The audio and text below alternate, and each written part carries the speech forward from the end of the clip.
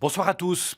L'onde de choc du vote du 9 février 2014 qui vise à introduire des quotas d'étrangers en Suisse n'est pas encore retombée. La mesure n'est pas encore appliquée car elle menace les accords bilatéraux avec l'Europe. Et nos diplomates sont face à un vrai casse-tête. Quoi qu'il en soit, ce vote a révélé dans les urnes l'immense malaise, la défiance même, à l'égard d'une catégorie d'étrangers en particulier, les frontaliers. À temps présent, nous le savons bien, chaque fois que nous vous avons proposé un reportage lié à la question frontalière, notre boîte aux lettres, nos forums ont été submergés de courriers, parfois à la limite de la décence et, disons-le franchement, de la haine insupportable.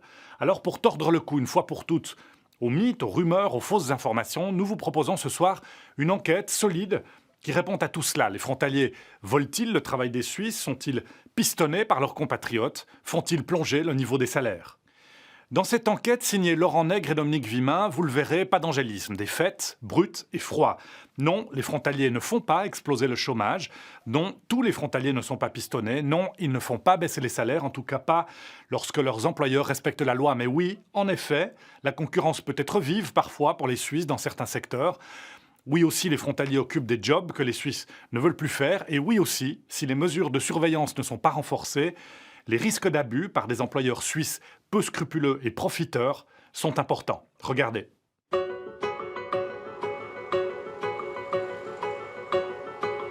Imaginez si demain, tous les frontaliers étaient embauchés 20% de moins que leurs collègues, genevois.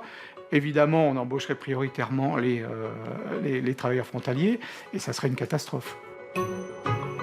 Un frontalier coûte moins cher qu'un Suisse. Ils ne trouvent pas forcément de travail chez eux, donc forcément ils viennent en Suisse et puis, je sais pas moi, mais je pense qu'ils sont d'accord d'être payés moins que les autres en fait. Il ne faut pas venir me plaindre parce qu'il y a beaucoup de kilomètres, il y a beaucoup de temps sur la route. Nous, on doit faire la même chose et puis à la fin du mois, on n'a pas un salaire x2 ou x3. Une personne de Normandie se débrouillait très bien avec un salaire de 1500 en Normandie.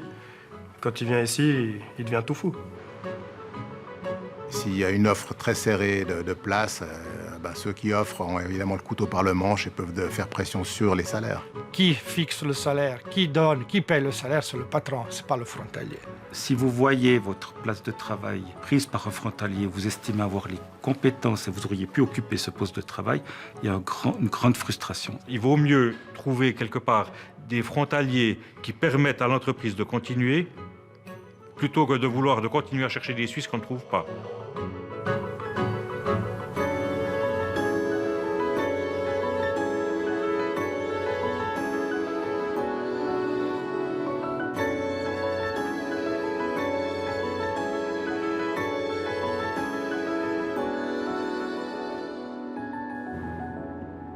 Les frontaliers qui viennent là, ça nous bouche les autoroutes et puis tout ça c'est sûr, ça. Mais je pense il n'y aura pas les frontaliers, il y aura plus de Suisses qui rouleront avec la voiture. Un qui roule tout le temps sur la gauche, alors de toute façon c'est un Français. Hein. Et puis celui-là qui ne met pas le signe à fil, c'est aussi un Français. Ils doivent avoir ça en option sur leur voiture, je ne sais pas. Verena travaille depuis 30 ans dans une grande surface du canton de Vaud. Elle passe plus ou moins 2 heures par jour dans sa voiture pour aller à son travail et en revenir. En arrière. Attention.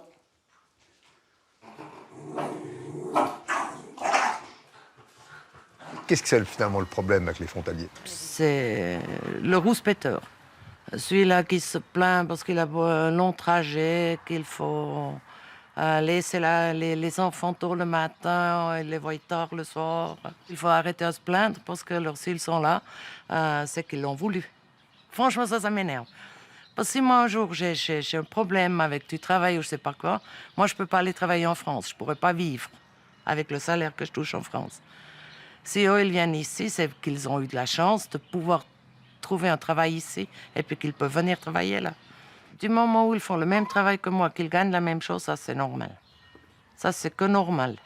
Parce qu'en plus, il faut se dire, si eux ils gagneront moins, les patrons ils auront pour embaucher les frontaliers. Et puis alors on aura plus des Suisses au social, au chômage. Ce jeune chômeur doit protéger son identité. Il y a quelque temps, il s'est fait virer avec son frère d'une entreprise sans raison apparente.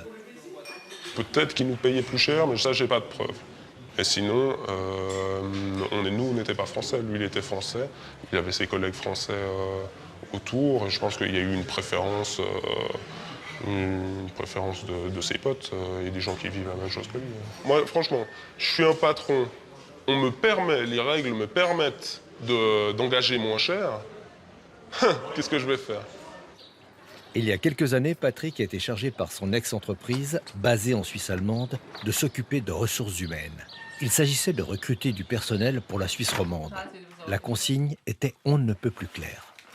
Mon PDG m'a donné l'ordre à l'époque, tu ne regardes et tu engages des frontaliers pour que ça nous coûte le moins cher possible. Ce qui m'a relativement choqué à l'époque parce que je me suis dit, je suis d'accord que des frontaliers viennent travailler si vraiment sur tout le territoire suisse on trouve personne qui puisse faire la mission. Les dossiers que j'avais en dehors de Suisse, c'était des gens qui ne venaient pas du tout de notre branche, pas de notre métier.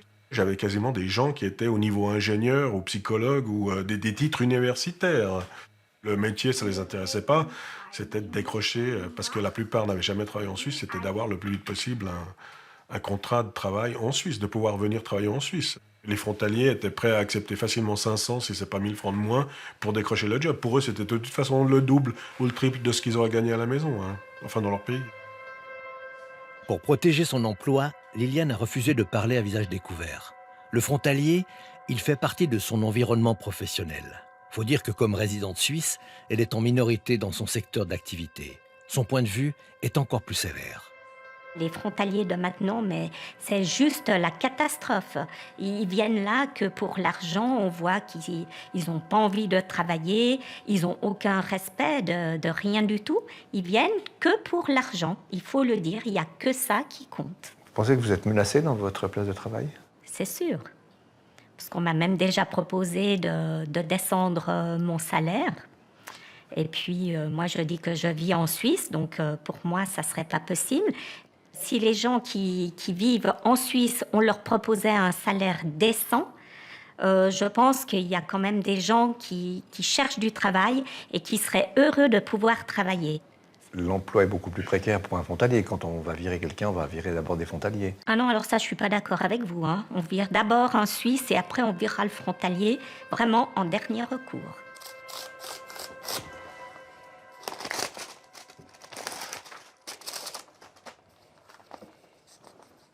Le mouvement citoyen genevois joue complètement sur ce ressenti, sur le ressentiment de ces témoins anonymes.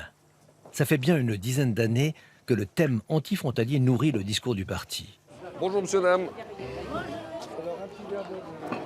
Hop, bonjour. C'est pas grave. Bonjour mademoiselle. Comment ça va? Bien et vous? Ça va? Ils sont bonnes les mangues? Bon. Bonjour.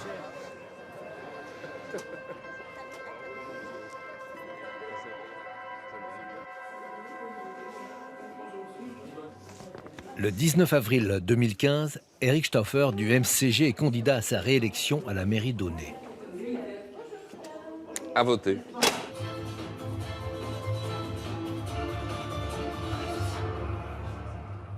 Pour la ville d'Aunay, en tête Caroline Cast, suivi de Ruth Penzinger.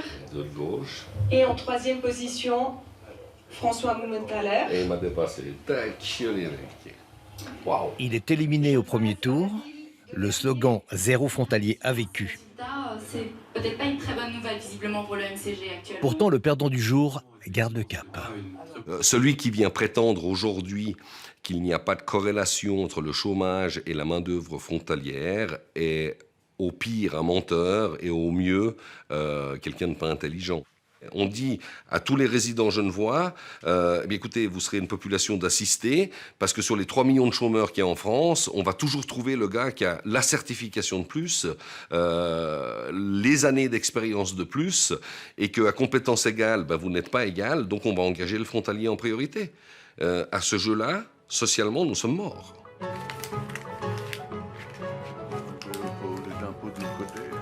D'accord, elle vous attend là-bas. On passe la frontière. Du côté d'Annemasse, où se trouve le siège du groupement transfrontalier européen. Celui-ci défend les intérêts des frontaliers. Et là aussi, on est inquiet du ressentiment qui grandit côté suisse. C'est plus d'1 travailleur sur 4 qui est frontalier. C'est énorme. Ce sont à peu près 100 000 personnes qui, tous les jours, passent la frontière pour aller travailler à Genève. Ce phénomène de masse crée un sentiment un peu d'envahissement. Quand vous avez un salaire de 1 200 € de ce côté-ci de la frontière et qu'on vous propose de l'autre côté 2 500 francs suisses, ça vous paraît une très bonne opportunité. Il est impératif qu'il n'y ait pas de dumping salarial sur les travailleurs frontaliers. Sinon, on va vers une explosion sociale, c'est une évidence. Jean-François Besson, Erich Stauffer, réunis par la même crainte. Étonnant, non? Et pour nos témoins, la sous-enchère salariale est au cœur du problème. Alors, mythe ou réalité? Ce reportage vérifie directement sur le terrain s'il y a lieu de s'inquiéter. 6 heures du matin, Genève s'éveille. Les travailleurs frontaliers sont déjà sur les trottoirs qui jouxtent les entreprises de construction, comme celle de Simon Borga. Vous avez un peu la rage par rapport à ce qu'on dit sur les frontaliers? Je me calme, mais ouais, on a envie de s'énerver un peu parce que c'est tout et n'importe quoi. Je crois qu'il y a un problème général, mais on pourrait tous se mettre autour de la table intelligemment, mais ça, même les partis politiques ne sont pas capables de le faire. Alors, nous, on ne peut rien faire derrière. Hein. Mais oui, on est un peu énervé. Ouais, je pense que ce côté anti-frontalier est pas sérieux. C'est pas sérieux. C'est évident que nous, si demain on n'a plus de frontaliers, il faudra qu'on trouve du personnel. Donc il faudra nous... Bon. Je crois savoir qu'il y a à peu près 90 000 frontaliers et 25 000 chômeurs. Donc c'est pas en arrêtant les frontaliers que ça va résoudre le problème des chômeurs. Au niveau salaire, ils sont payés la même chose que les Suisses? Alors de toute façon, nous, on a des conventions collectives. On est obligé de payer tout le monde de la même façon. Qui c'est qui travaille là? Ils viennent d'où, ces gens qui viennent bosser là? Alors, de toute façon, ils viennent en grande partie de France. Tous les fixes sont des gens suisses, italiens, portugais. Mais tout ce qui est temporaire vient beaucoup de la France. Nos métiers qui sont le métier de l'étanchéité, qui sont des métiers durs, physiques, c'est aussi on se brûle avec le bitume, c'est quand même des métiers assez durs. On voit bien en France qui a fait les routes, il y a 50 ans en arrière, on a fait appel quand même à des gens d'Afrique du Nord pour faire ces métiers-là. Nous, on fait quand même des métiers de ce genre-là. Et c'est clair qu'en Suisse, ça va être dur de trouver des jeunes Suisses qui auront envie de faire ça. Nous sommes retournés à l'école pour vérifier, au centre de formation des apprentis à Genève. Voir un peu ce qui se passe dans la filière du bâtiment. Dans cette classe de chauffagistes et de carreleurs, le gros de la troupe vient de France. Parce qu'il y a beaucoup de gens avec le CFC qui sont sur les chantiers. Si les Suisses ne veulent pas faire nos métiers, il faut bien que quelqu'un le fasse. On a juste à regarder dans la classe. On a commencé, on était 12, il y avait 8 Français, 4 Suisses. Nous qui sommes Français et qui passons un CFC comme les Suisses, on est doublement favorisés. C'est-à-dire? Déjà, c'est-à-dire doublement favorisés? C'est-à-dire que peut-être qu'il y a une convention collective qui oblige les patrons à nous payer à 4 500, mais d'un côté on est Français et ils se disent que peut-être qu'ils pourront nous laisser à 4 500 ou 5 000. Pour moi qui ai fait mon apprentissage en Suisse, qui sait comment ça marche et puis j'ai quand même envie aussi d'être augmenté, bien sûr que j'essaierai de me faire augmenter, mais si certaines personnes préfèrent garder leur emploi et pas se faire augmenter, ils le feront, des Français. J'ai un nouveau chef de chantier, il vient d'Orléans. J'ai quelques soudeurs qui ont passé des qualifications en France qui viennent de Roubaix. Par là-bas, ça vient de partout. C'est un peu ce genre de personnes qui arrivent à tirer les salaires vers le bas. Personne de Normandie se débrouillait très bien avec un salaire de 1 500 en Normandie. Quand il vient ici, il devient tout fou. Parce qu'il se dit qu'avec 1 500, je me débrouille bien, mais alors si j'ai 5 000, là, c'est terminé. Bon, une connaissance. Après, je ne vais pas le dire le nom de la boîte, mais il a fini son apprentissage dans une boîte. Puis après, son patron lui proposait, je crois, 18 francs de l'heure. Alors que normalement, un carreleur avec CFC, il doit te payer plus. C'est-à-dire, c'est combien, carreleur avec CFC? Moi, j'avais demandé, c'est 29,30 normalement, mais avec... Oui, les 2 premières années, il y a un peu moins. Voilà. Mais c'est quoi, c'est 27? Ouais, c'est 27, par là. Et là, il lui proposait 18? 18. Puis, il a dit qu'à ces prix-là, il pouvait avoir 2 autres personnes, quoi. Si vous proposez des alternatives avec ça, ils sont embêtés. 2 pour le prix d'un, c'est tentant pour un employeur. Heureusement, des contrôles existent. On essaie de vous C'est à Genève qu'on en fait le plus, en particulier dans le secteur de la construction. Voilà ce que ça veut dire.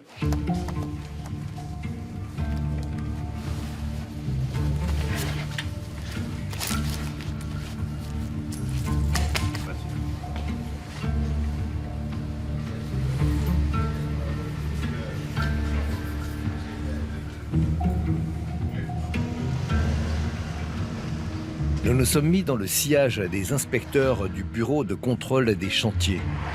Leur mission, s'assurer qu'il n'y a pas de sous-enchère salariale et que les travailleurs sont déclarés. Ces contrôles concernent autant les résidents suisses que les frontaliers. Ils sont quotidiens et se font toujours à l'improviste. Vous avez un document de légitimation, s'il vous plaît. Alors on va essayer de vous retrouver avec le système. Hein.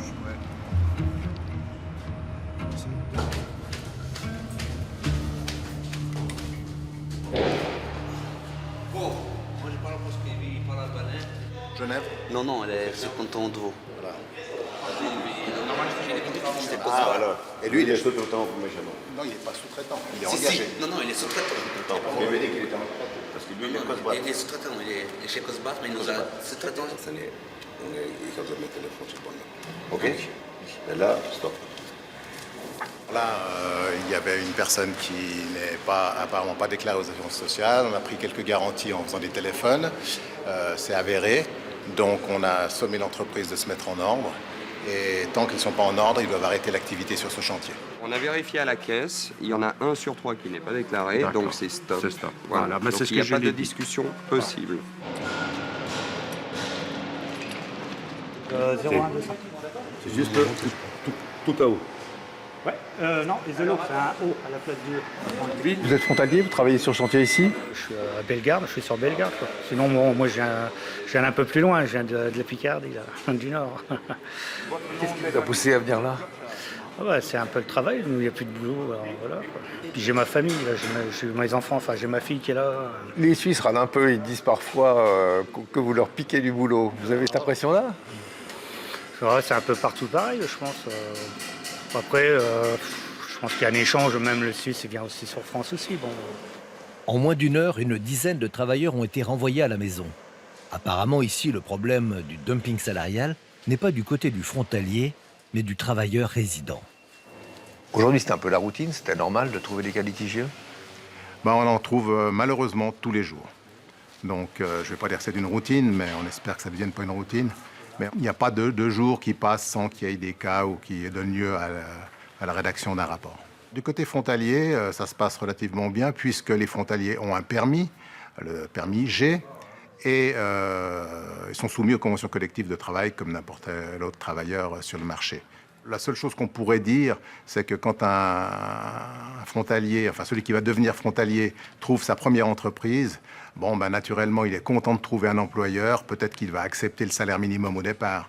Mais très rapidement, il se rend compte, il discute avec ses collègues que le salaire moyen est plus haut.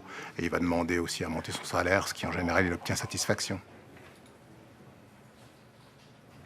Et les gens vont là où ils ont intérêt à aller.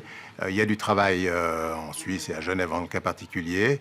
Il manque d'appartements et ça c'est une notoriété publique. Donc il y a des gens qui vont chercher des appartements de l'autre côté de la frontière et du travail de ce côté. Je trouve que c'est un échange assez raisonnable. C'est vrai qu'il ne faut pas oublier les 20 000 ou 30 000 Suisses qui vivent en France voisine et travaillent à Genève. Eux aussi sont frontaliers. Des frontaliers d'une autre catégorie qui font monter les prix de l'immobilier et nourrissent les bouchons sur les routes transfrontalières. La croissance très ou trop rapide de la région Genève fait que les infrastructures ont de la peine à suivre des deux côtés.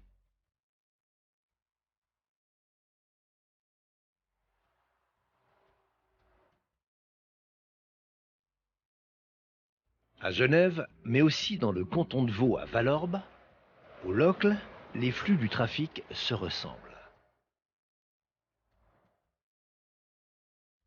Le canton de Neuchâtel, c'est 11 000 frontaliers. Et la porte d'entrée principale pour ces frontaliers, c'est le Locle. Au Locle, 38% des actifs viennent de l'autre côté de la frontière. Malgré la vitalité du tissu industriel, on compte 7 à 8% de chômeurs dans la commune du Locle. Un record dans le canton.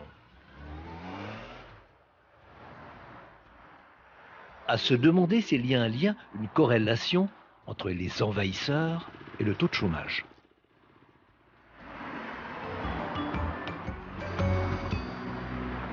On a besoin des frontaliers. Par contre, c'est vrai que si vous voyez votre place de travail prise par un frontalier, vous estimez avoir les compétences et vous auriez pu occuper ce poste de travail, il y a une grande frustration.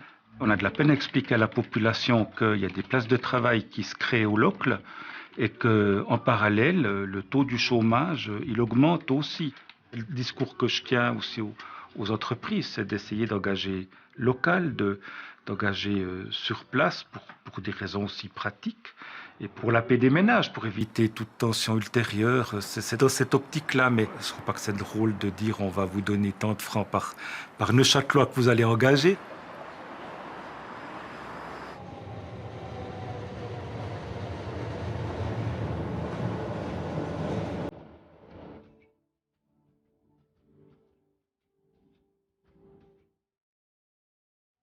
Ici, dans cette entreprise du local spécialisée dans la micromécanique, s'activent 170 employés, tous au régime d'une convention collective de travail.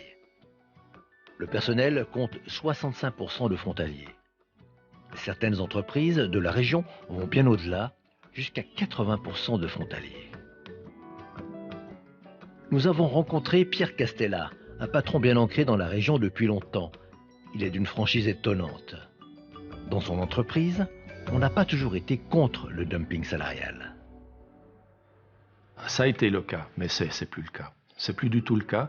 Si vous regardez chez nous, nous ne pourrons pas engager un frontalier plus bas qu'un résident parce que sinon, il partirait dans une autre entreprise. Si vous regardez chez nous, le salaire minimum, il est de 4070 francs pour quelqu'un qui n'a pas de qualification. Sous-enchère de compétences ? Vous pensez donc des gens plus qualifiés qui occupent un poste moins qualifié? C'est possible, c'est possible. L'essentiel, c'est d'avoir la meilleure personne pour le poste à occuper.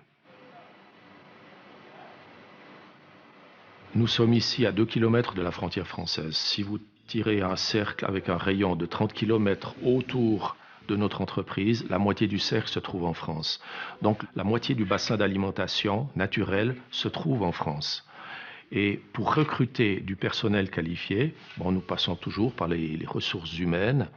Nous avions avant une responsable qui était frontalière, qui naturellement essayait toujours d'engager des gens de sa région, de sa famille, de ses connaissances.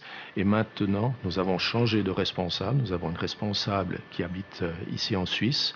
Et tout d'un coup, on se rend compte qu'on peut trouver dans la région, en Suisse, dans le canton de Neuchâtel, des gens qualifiés dont nous avons besoin.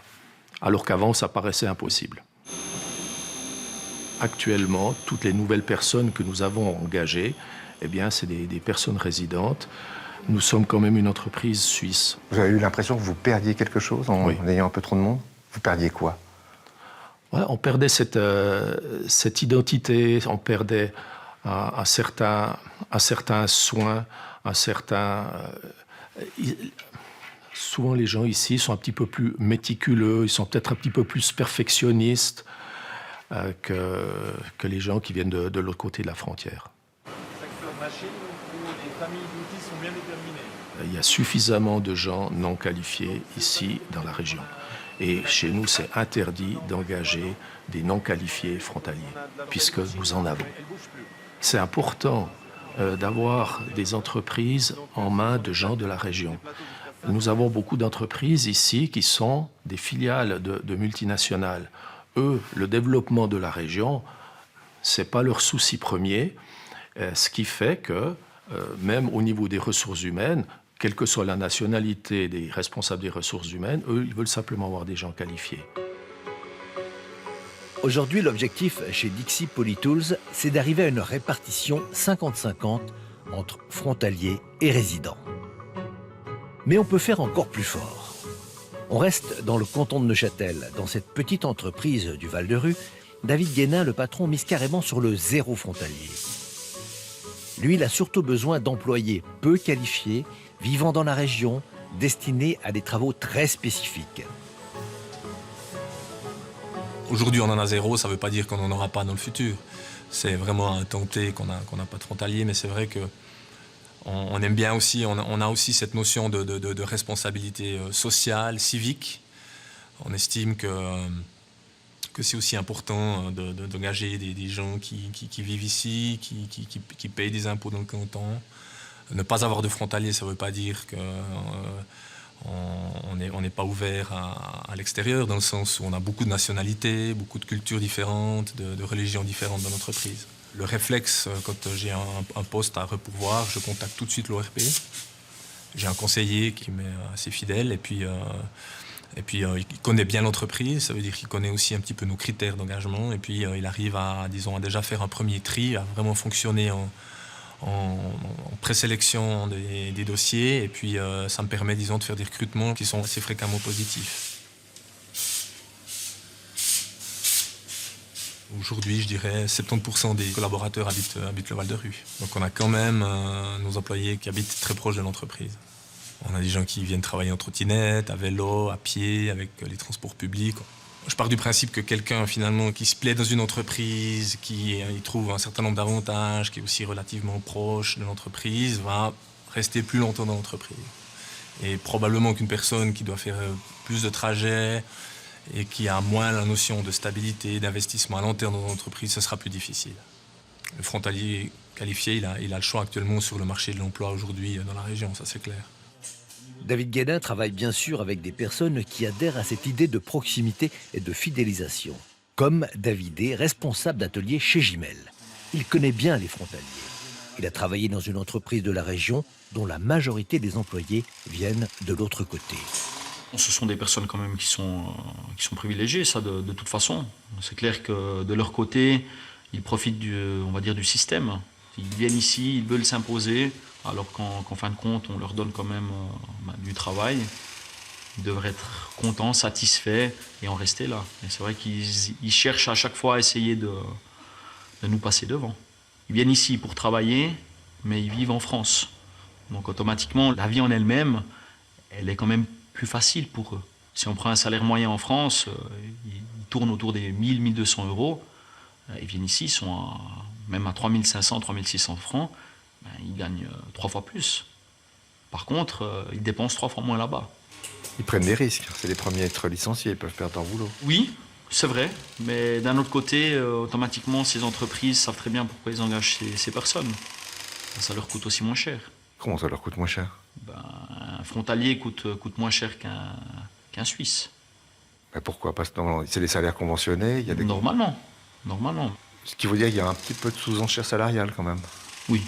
Ça, vous le savez, vous êtes sûr, ou c'est un peu une impression? Non, c'est une impression. Maintenant, c'est clair que j'ai pas une feuille avec des chiffres qui sont indiqués. Mais ça, c'est mon avis.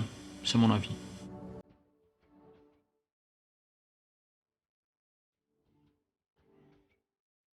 On prend de la hauteur, on traverse la frontière au Locle et en moins de 20 minutes, on se retrouve à Morteau. Petite bourgade frontalière qui alimente avec ses travailleurs l'industrieux arc jurassien depuis toujours.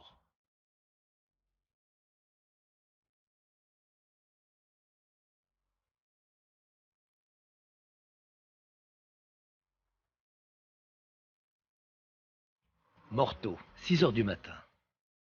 Les frontaliers attendent le train pour la Suisse. Ce train qu'on appelle la ligne des horlogers.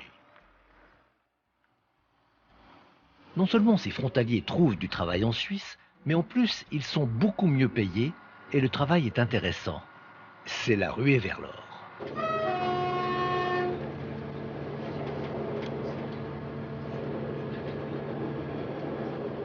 Ça se passe comment pour trouver du travail en Suisse quand on est en Bretagne à l'autre bout de la France? Là, j'ai vu une annonce sur internet. Du coup, j'ai fait l'aller-retour, passé un entretien et puis ça a été conclu. Vous êtes beaucoup de frontaliers à travailler dans cette entreprise? Oui.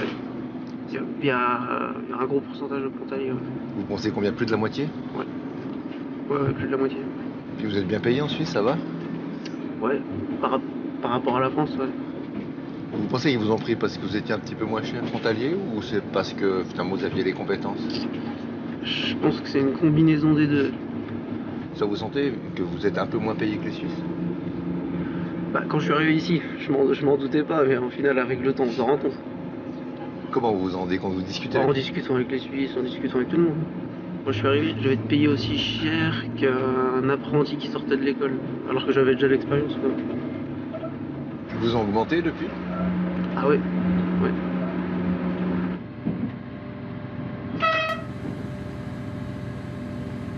J'étais gendarme avant et j'ai quitté suite à une opportunité que j'avais sur Suisse.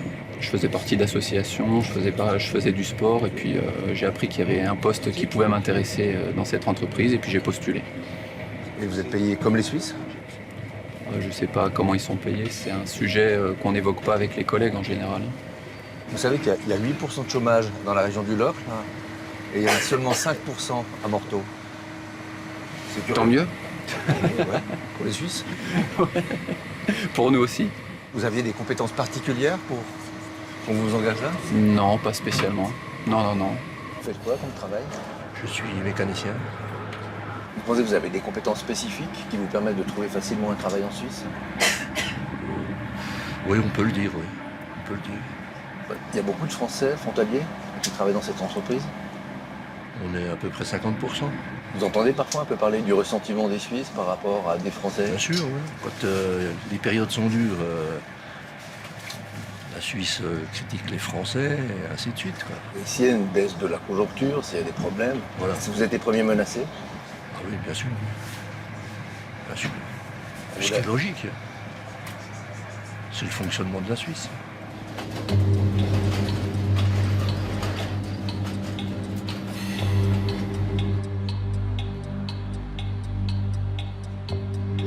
On revient à Morteau.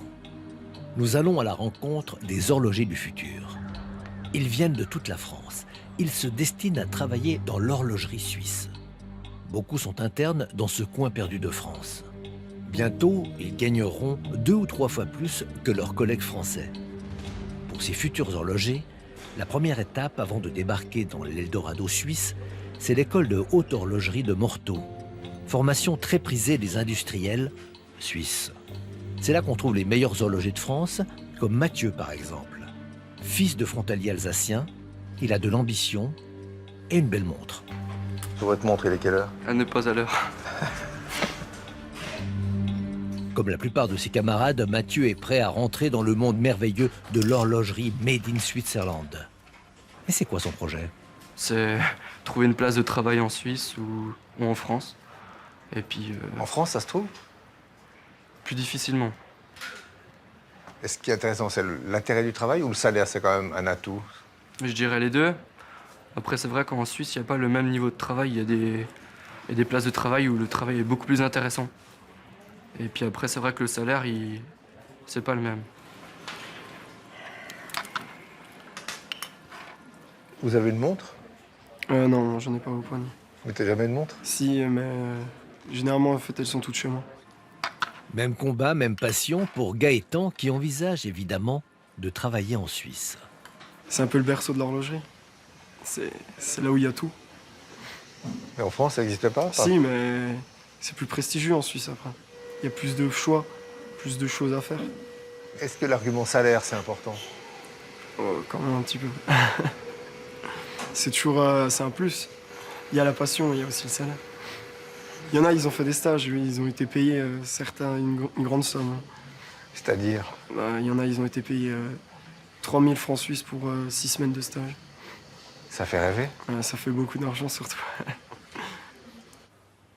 Mathieu, Gaëtan, programmé comme 90% des élèves de l'école d'horlogerie de Morteau pour travailler en Suisse.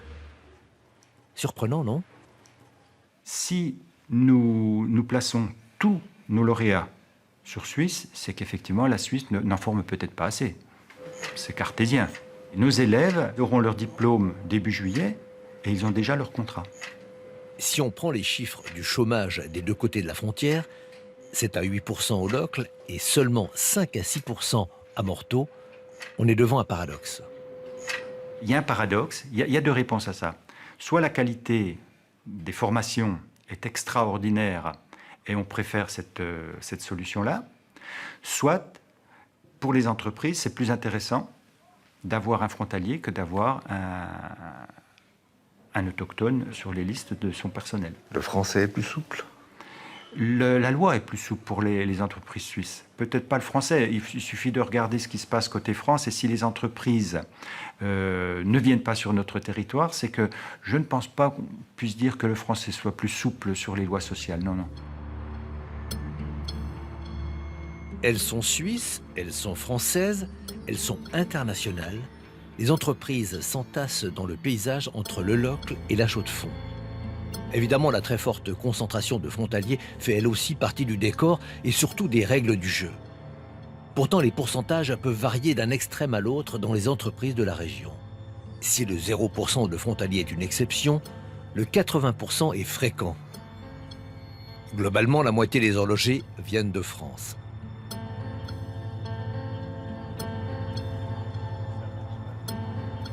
Incontournable, elle aussi, l'école d'horlogerie du Locle. Aujourd'hui, elle doit se faire sa place à côté de celle de Morteau. On a besoin des frontaliers parce qu'il n'y a pas assez de formation, de gens formés ici. C'est le premier point. Le deuxième point, c'est qu'on est dans une région, sur Neuchâtel, où énormément d'entreprises appartiennent à des groupes français, ou qui ont une structure qui n'est plus composée de personnes venant de la région avec des formations suisses. À partir de ce principe-là, quand vous avez un directeur RH, une directrice RH, qui vient de France, qui vient de Paris, qui doit engager du monde, elle n'a aucune idée de ce que c'est les formations suisses. Aucune. De près de loin, le nombre d'années, les finalités, les compétences, ça c'est quelque chose qui lui échappe complètement. Il y a un réseau dans ces entreprises-là qui fait que, oui, c'est pas la compétence qui va primer, mais ce sera le réseau. Il n'y a pas que le diplôme qui compte aujourd'hui, il y a aussi l'attitude, la présentation. En résumé, il ne faut pas oublier de soigner l'emballage pour convaincre. Un bon horloger, s'il est introverti, cela ne va pas poser problème, même ça va être apprécié. Alors, quand on cherche un premier emploi, généralement, ce n'est pas auprès du chef d'atelier qu'on doit se vendre. C'est auprès d'un RH, d'une personne responsable. Et là, il y a quand même le côté, la notion de se vendre, de se mettre en avant, dire « je suis la bonne personne, vous avez 100 fois raison de m'engager ». Et là, il y a une énorme, énorme différence. Pour avoir fait des entretiens, pour avoir discuté avec certains horlogers français, ils n'ont pas peur d'avoir vu une fois une opération pour le dire, voilà, moi je sais faire ça, ça, ça. Tandis que l'horloger, l'apprenti qu'on aura ici, qu'est-ce que vous savez faire? Déjà il va être là, oups, mon Dieu. Il doit conscientiser ce qu'il sait faire pour pouvoir le proposer. Ça c'est déjà un petit peu handicapant. Ouais. D'accord. Les ambitions des futurs horlogers suisses sont à peu près les mêmes que celles des horlogers formés à Morteau. Ici, il y a beaucoup d'entreprises, donc c'est vrai que niveau place de travail, je devrais pouvoir trouver sans trop de problèmes. Après, à voir sur qu'est-ce que j'ai comme possibilité. Il y a aussi à Genève, mais dans le canton, enfin en tout cas en Suisse, ça c'est sûr, quoi. Vous connaissez l'école de Morteau, l'école d'horlogerie de Morteau? Vous avez entendu parler de cette école? Non. Jamais, j'ai pas entendu parler. Tous ceux qui sortent, enfin 90 à 95% viennent travailler en Suisse. Ok. Ouais, ça m'étonne pas parce que c'est en Suisse qu'il y a la majorité des entreprises horlogères. Les Français, en général, ils trouvent pas forcément de travail chez eux. Donc forcément, ils viennent en Suisse et puis, je sais pas moi, mais je pense qu'ils sont d'accord d'être payés moins que les autres en fait, juste pour pouvoir travailler en fait. Le frontalier sous-payé, c'est l'idée reçue qui revient systématiquement. Faut dire qu'aujourd'hui, c'est pas facile de trouver un emploi. L'école technique a même de la peine à trouver des stages pour ses apprentis. La pression effectivement sur les stages est importante, venant aussi de l'autre côté de la frontière. Souvent, on attend comme réponse « Désolé, on vient d'engager quelqu'un qui a été formé en France ». Et il y a aussi le fait que le système de formation en Suisse n'est pas toujours connu des ressources humaines dans les entreprises. Dans les entreprises en particulier françaises, souvent les responsables des ressources humaines viennent de France et connaissent bien le système français, mais beaucoup moins le système suisse. Une même région, deux pays, une frontière, des formations différentes et un franc fort qui aggrave les disparités salariales. Tout ça complique les données du problème. Est-ce que le français frontalier est soluble dans le système suisse?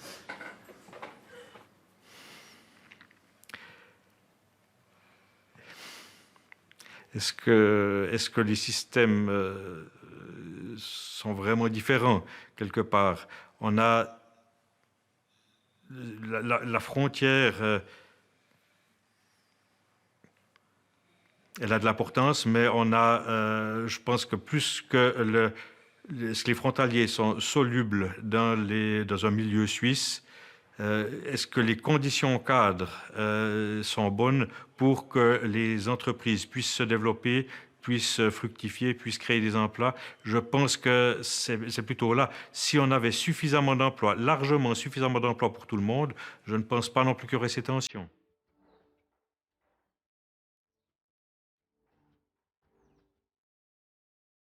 Histoire d'atteindre des sommets, Christophe Claret s'est installé sur les hauteurs du Locle, il y a plus de 30 ans. Horloger français formé à Genève, il s'est lancé dans la montre à très haute complication. Réalisée et produite en très peu d'exemplaires, à moins de 69 000 francs, tu passes ton chemin. T'es sur une Extreme One? Oui, voilà, oui. Et ici, les frontaliers sont majoritaires. Dans tout ce qui est direction, on s'est équilibré. Hein. Le responsable de la manufacture est suisse, mais sinon, on a à peu près moitié-moitié dans la direction. Par contre, c'est vrai, dans les collaborateurs, il y a un bon 75% de frontaliers. Frontaliers formatés, sculptés, squelettés et préparés dans la fameuse école d'horlogerie de Morteau. Une très bonne école, qu'on soutient pas mal d'ailleurs, puisqu'on dans la mesure du possible, on leur fournit des outillages et du matériel. Et on prend très souvent des stagiaires, mais c'est pas que Morteau. Si on avait des demandes de l'école d'horlogerie du Locle, on répondrait de manière positive, mais on en a peu de leur part. Donc on répond aux demandes que l'on a, en fait. Pour placer des stagiaires, ça fonctionne, pour autant que l'entreprise veuille accueillir un stagiaire. Alors, quand M. Claret dit oui, on veut avoir des stagiaires, les 3 premières années où j'ai pris mon poste ici, j'étais en contact avec l'entreprise Claret. Chaque fois, je me suis fait promener. Il y a plus de demandes de stage de l'école de Morteau que de l'école du Locle, là? Oui, curieusement, on ne sait pas trop pourquoi, mais c'est comme ça. On en a une récemment, donc on a été agréablement surpris, donc on l'a accepté. Si la maison Claret se plaît sur les coteaux chics du Locle, ses horlogers viennent pour la plupart d'ailleurs. Une grosse moitié, c'est des horlogers qui viennent de l'école de Morteau, oui. Donc il y en a plus qui viennent de l'école de Morteau que d'écoles suisses du Locle, par exemple? Ah oui, oui. Mais par contre, il y en a aussi beaucoup qui viennent d'écoles autres que Morteau. D'écoles de Nantes ou d'écoles de Finlande ou d'Irlande, d'Angleterre. Ils sont où les meilleurs horlogers? En Suisse ou en France? Oui, écoutez, il y en a en Suisse, il y en a en France, mais là où on en trouve encore, c'est plutôt en France. Peut-être qu'aujourd'hui, l'horloger suisse n'a plus la cote, ou tout simplement coûte-t-il trop cher. Nous, on ne fait pas de distinction d'un salarié suisse avec un salarié français. On ne va pas prendre du salarié français parce qu'il nous coûte moins cher. Il y a une base de salaire qui est équivalente des deux côtés. Ici, la politique de la maison est claire. On commence au salaire plancher avec une formation en entreprise coûteuse, et puis on est très vite augmenté. Les employés peuvent également compter sur des primes. Comme 30% des entreprises horlogères, Claret n'adhère pas à une convention collective de travail qui garantit des salaires minimaux. C'est pas une publicité, hein, le mettre pas sur leur site internet. Venez chez nous, on n'est pas conventionnés. Non, ça, ils le font pas, mais ouais, j'imagine que certains ne sont pas conventionnés. C'est pas une obligation, hein. Faut bien voir ça, quoi. On pourrait pas imaginer une usine Christophe Claret à Morteau, par exemple? Ah non, très peu pour moi. À cause de quoi? De l'image ou des conditions de travail? Des charges sociales qui sont considérables en France. Et puis le manque de souplesse que l'on a en France par rapport à l'emploi. Parce que, vous savez, l'horlogerie, c'est comme ça. Hein. Alors si vous n'avez pas de possibilité de vous adapter au marché, ou simplement, une chose bête, un chômage technique. Le chômage technique n'existe quasi pas en France. C'est quelque chose qui ne se pratique pas et qui est très compliqué. En Suisse, C'est très simple. Et ça, rien que ça, ça nous permet une souplesse en tant qu'entrepreneur qui est impossible en France.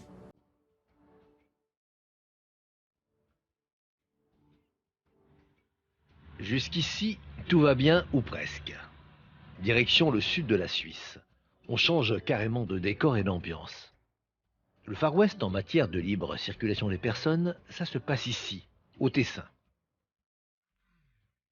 Le 9 février 2014, les Tessinois ont montré de quel bois elles se chauffaient et ont voté massivement contre l'immigration de masse. Nous arrivons à Mendrisio, dans son trafic intense, ses usines, ses fumées, ses grandes surfaces. Graziella a trouvé un emploi il y a 13 ans dans ce centre commercial. Elle est italienne, frontalière, comme la plupart de ses collègues. Nous sommes environ 80%, voire 90% de frontaliers. C'est à peu près ça les pourcentages. Moi, je travaille à 80%. Je gagne environ 3000 francs, vacances comprises. Combien on peut gagner en Italie pour un travail similaire? Si j'ai de la chance, 1300 € probablement, mais en ayant beaucoup plus d'heures de travail. Et qu'en est-il du 13e salaire? On peut compter dessus en général? Il y a des industries à Stabio, par exemple, qui l'ont carrément aboli. C'est en train de devenir un instrument pour dire qu'on ne coupe pas dans votre salaire. Mais en réalité, cette coupe se fait, car avec le 13e salaire en moins, c'est la paye mensuelle qui diminue. Je vois passer des offres d'emploi qui vous glacent le sang. Un ami informaticien s'est vu proposer 1000 ou 1200 francs pour un mois de travail. On assiste vraiment à des situations terribles. Des chiffres étonnants, inimaginables. Autre témoin.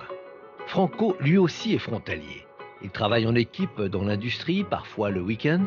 Le travail est pénible, mais correctement payé. Sur 100 ouvriers, on est à peu près 95 frontaliers. Mon salaire de base en francs tourne autour de 3500. En Italie, en euros, le salaire équivalent serait autour de 2200 €. Pour le salaire qu'on perçoit, les horaires qu'on fait, la quantité de travail que l'on a, un résident préfère profiter du chômage plutôt que de venir travailler.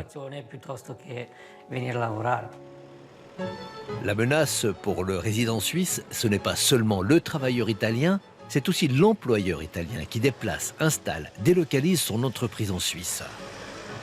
Si les entreprises italiennes s'installent avec la mentalité italienne, la gestion à l'italienne, et que naturellement elles importent les salaires italiens, elles ont tout à y gagner en tant qu'entrepreneurs, et nous, comme employés, on a tout à perdre.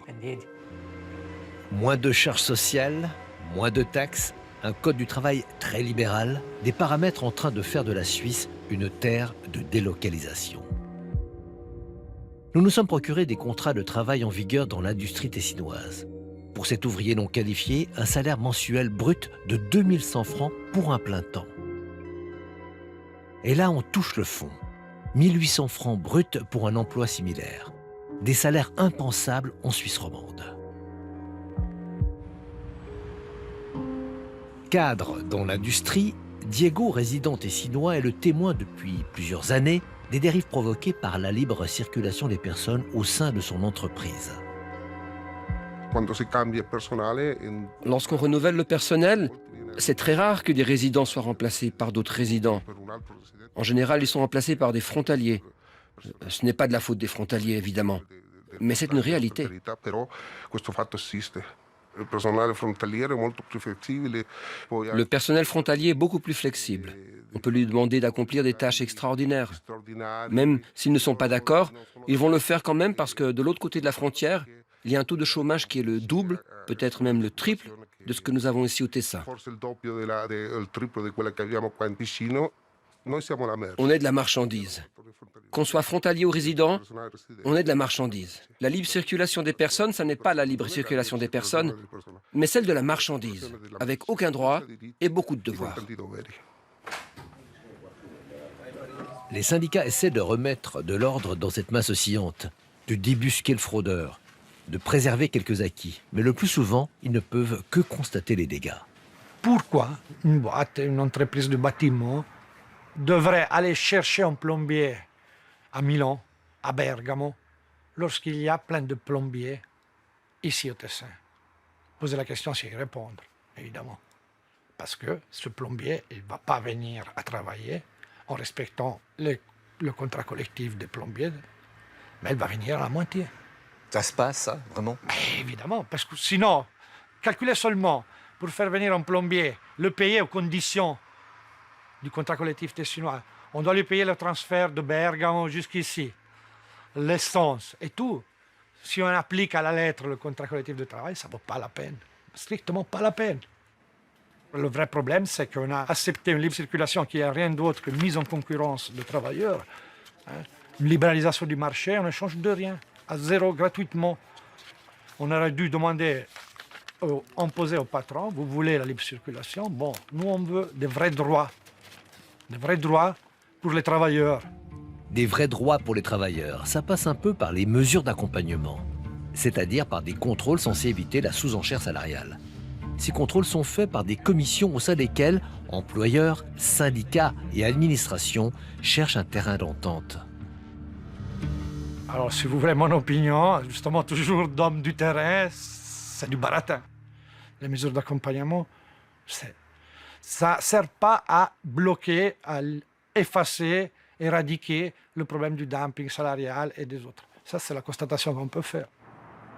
L'élément en partie nouveau, c'est que de plus on assiste dans ces secteurs comme la banque, les fiduciaires, le commerce, disons le tertiaire si on veut, où la présence de frontaliers, il y a encore 5-10 ans, existait mais était très marginale, très limitée.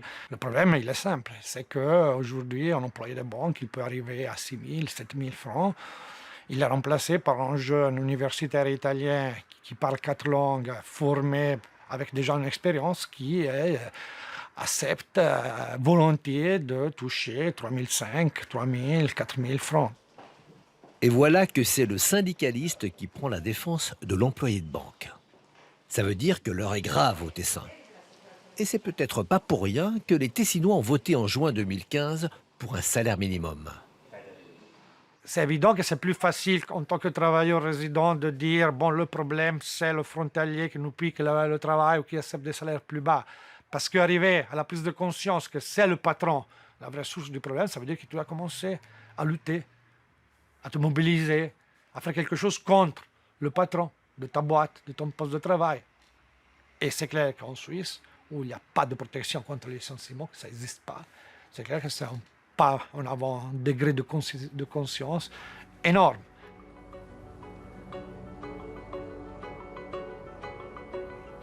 Les problèmes de sous-enchère salariale vont-ils contaminer le reste de la Suisse? Au-delà du message syndical, faut-il imaginer un dérapage à la tessinoise dans les autres régions du pays qui regorgent de frontaliers? Et notamment dans cette région bien connue qu'on appelle la Suisse romande.